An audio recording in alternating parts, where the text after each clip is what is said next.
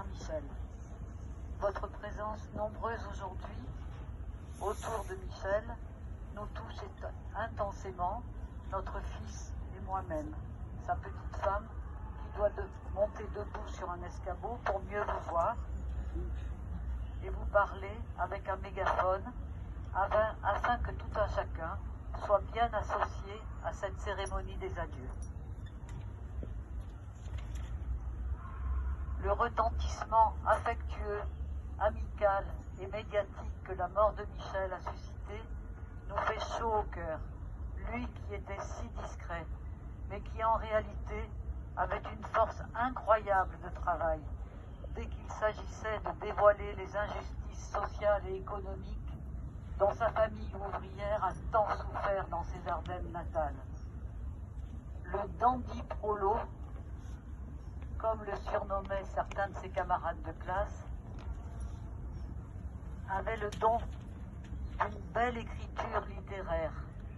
nourrie par les livres qu'il glanait dans les bibliothèques publiques et qu'il exerçait dans un journal intime qu'il tenait à jour de manière plus ou moins régulière.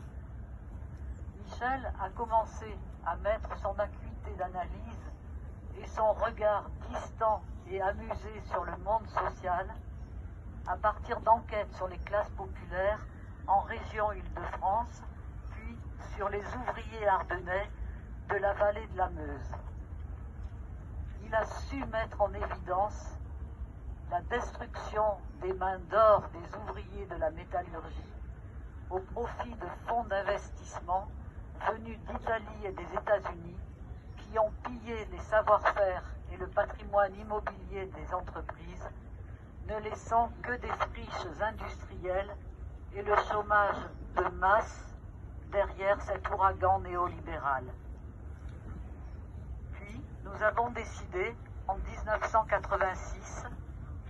avec notre installation dans une jolie maison à Bourg-la-Reine, de mener ensemble des investigations sociologiques et anthropologiques sur les membres de la classe dominante qui, en s'accaparant toutes les richesses et tous les pouvoirs, font la misère de tous les autres. J'ai apprécié alors la disponibilité de Michel à mettre de côté sa timidité sociale pour tenter de pénétrer toutes les formes d'entre-soi de cette petite caste oligarchique, hautement prédatrice. Les quelques 25 livres que nous avons écrits tous les deux à quatre mains, les documentaires auxquels nous avons participé, nous ont permis de belles collaborations avec des éditeurs, des dessinateurs, des cinéastes et des journalistes qui sont aujourd'hui présents autour de Michel pour ses obsèques. Ne pouvant choisir entre tous ceux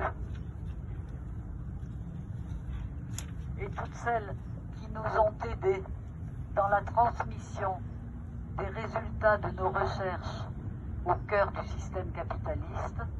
auprès d'un public le plus large possible, nous avons choisi, Clément et moi, de privilégier la possibilité à chacun d'exprimer vos pensées pour Michel. C'est ainsi qu'après son inhumation et notre recueillement collectif dans le silence, nous vous invitons à partir ensemble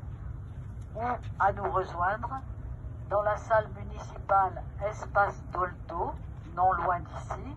au 116 avenue du Général Leclerc, pour y trouver un espace dédié avec cahiers et stylos pour écrire vos hommages, scotcher des photos,